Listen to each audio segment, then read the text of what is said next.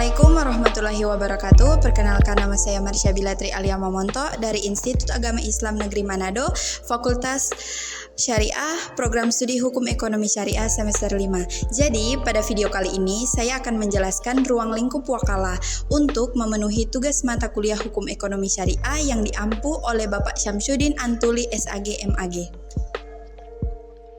Jadi teman-teman, wakala berasal dari wazan, wakala yakilu waklan, yang berarti menyerahkan atau mewakilkan urusan. Jadi dapat kita pahami bersama bahwa wakala merupakan suatu akad yang memberikan kuasa kepada pihak lain untuk melakukan suatu kegiatan di mana pemberi kuasa tidak dalam posisi kegiatan tersebut. Nah, bagaimana menurut kalangan Syafi'iyah? Menurut kalangan Syafi'iyah, wakala adalah ungkapan atau penyerahan kuasa atau al-muwakil kepada orang lain atau al-wakil supaya melaksanakan suatu pekerjaan yang bisa digantikan dan dapat dilakukan oleh pemberi kuasa dengan ketentuan pekerjaan tersebut dilaksanakan pada saat pemberi kuasa masih hidup. Wakala dalam arti arafiah adalah menjaga, menahan atau penerapan keahlian atau perbaikan atas nama orang lain. Dari sini kata tawakkul diturunkan yang berarti menunjuk seseorang untuk mengambil alih suatu hal, juga untuk mendelegasikan tugas apapun ke orang lain. Nah guys, selanjutnya kita masuk pada dasar hukum wakala. Firman Allah Subhanahu wa Ta'ala yang berkenaan dengan kisah Ashabul Kahfi, Quran Surah Al-Kahfi ayat 19, yang artinya, dan demikianlah kami bangunkan mereka agar mereka saling bertanya di antara mereka sendiri. Berkatalah salah seorang di antara mereka, sudah berapa lama kamu berada di sini? Mereka menjawab, kita berada di sini sehari atau setengah hari. Yang lain berkata, Tuhan kamu lebih mengetahui berapa lama kamu berada di sini. Maka suruhlah salah seorang di antara kamu untuk pergi ke kota dengan membawa uang perakmu, dan hendaklah ia lihat manakah makanan yang lebih baik. Maka hendaklah ia membawa makanan itu untukmu, dan hendaklah ia berlaku lemah lembut, dan janganlah sekali-kali menceritakan halmu kepada seorang pun. Ada juga diterangkan pada Quran Surah Yusuf ayat 55 yang artinya, berkata Yusuf, jadikanlah aku bendaharawanmu negara Mesir, sesungguhnya aku adalah orang yang pandai menjaga, lagi berpengetahuan. Dari ayat-ayat tersebut dapat disimpulkan bahwa dalam hal muamalah dapat dilakukan perwakilan dalam bertransaksi. Ada solusi yang bisa diambil manakala manusia mengalami kondisi tertentu yang mengakibatkan ketidaksanggupan melakukan segala sesuatu secara mandiri, baik melalui perintah maupun kesadaran pribadi dalam rangka tolong-menolong. Dengan demikian, seseorang dapat mengakses atau melakukan transaksi melalui jalan wakalah. Dasar hukum selanjutnya terdapat pada sunnah, yang artinya bahwasanya Rasulullah Shallallahu Alaihi Wasallam mewakilkan kepada Abu Rafi dan seorang Ansar untuk mewakilinya mengawini Maimunah binti Harits. Hadis riwayat Malik. Kemudian ijma. Para ulama berpendapat ijma atas dibolehkannya wakala. Mereka mensunahkan wakala dengan alasan bahwa wakala termasuk jenis ta'awun atau tolong-menolong atas dasar kebaikan dan takwa. Nah guys, sekarang kita masuk pada jenis-jenis wakala.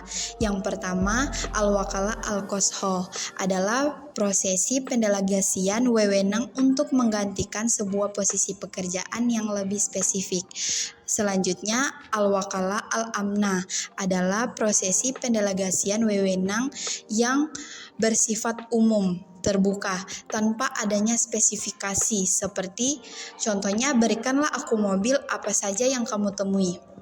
Selanjutnya al-wakalah al-muqayyado dan al-wakalah al-mutlaqo adalah akad di mana wewenang dan tindakan si wakil dibatasi dengan syarat-syarat tertentu.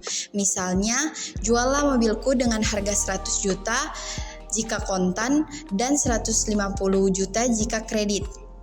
Sedangkan al-wakalah al-mutlaqo adalah akad wakalah di mana wewenang dan wakil tidak dibatasi dengan syarat atau kaidah tertentu. Misalnya, jualah mobil ini tanpa menyebutkan harga yang diinginkan. Baiklah teman-teman, kita masuk pada rukun dan syarat wakalah. Yang pertama, rukun wakalah. Poin pertama yaitu orang yang memberi kuasa atau al-muwakil. Yang kedua, orang yang diberi kuasa atau al-wakil. Yang ketiga, perkara atau hal yang dikuasakan atau al-tawakil. Yang keempat, pernyataan kesepakatan ijab atau kabul. Ijab dan kabul. Kemudian, syarat-syarat muwakil. Yang pertama, pemilik sah yang dapat bertindak terhadap sesuatu yang diwakilkan. Yang kedua, orang yang mukallaf atau mumayyiz dalam batas-batas tertentu, yakni dalam hal-hal yang bermanfaat baginya seperti mewakilkan untuk menerima hibah, menerima sedekah, dan sebagainya. Kemudian syarat-syarat wakil yang mewakili. Yang pertama yaitu cakap hukum, yang kedua dapat mengerjakan tugas yang diwakilkannya kepadanya, yang ketiga wakil adalah orang yang diberi amanat. Kemudian perkara yang diwakilkan atau objek wakal, sesuatu yang dapat dijadikan objek akad atau suatu pekerjaan yang dibenarkan oleh syara, memiliki identitas yang jelas dan milik sah dari al-muwakil. Misalnya jual beli, sewa menyewa, pemindahan tempat, pemindahan hutang, tanggungan, kerjasama usaha, penukaran mata uang, pemberi gaji, akad bagi hasil, talak, nikah, perdamaian, dan sebagainya. Kemudian pernyataan kesepakatan ijab dan kabul. Kesepakatan kedua belah pihak, baik lisan maupun tulisan, dengan keikhlasan memberi dan menerima baik fisik maupun manfaat dari hal yang ditransaksikan. Jadi kita masuk pada penerapan wakalah. Contohnya ketika ada seseorang terdakwa mewakili urusan kepada pengacaranya. Yang kedua yaitu jika ada seorang mewakilkan kepada orang lain untuk menjadi wali nikah anak perempuan dalam pernikahan. Kemudian berakhirnya wakalah. Wakalah bukanlah akad yang berlaku abadi, tetapi bisa menjadi batal atau dibatalkan. Dalam hal ini, ada beberapa hal yang menyebabkan wakalah itu batal dan berakhir, meliputi yaitu yang pertama, ketika salah satu pihak berwakalah itu wafat atau gila.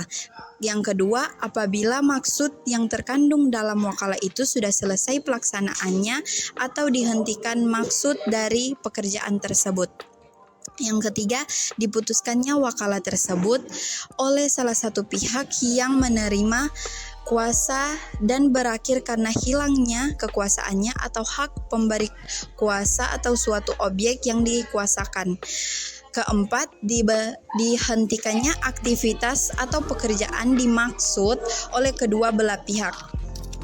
Kemudian, pembatalan akad oleh pemberi kuasa terhadap penerima kuasa yang diketahui oleh penerima kuasa. Kemudian yang terakhir, penerima kuasa mengundurkan diri dengan sepengetahuan pemberi kuasa, gugurnya hak pemilik atas barang bagi pemberi kuasa. Sekian dari saya. Wassalamualaikum warahmatullahi wabarakatuh.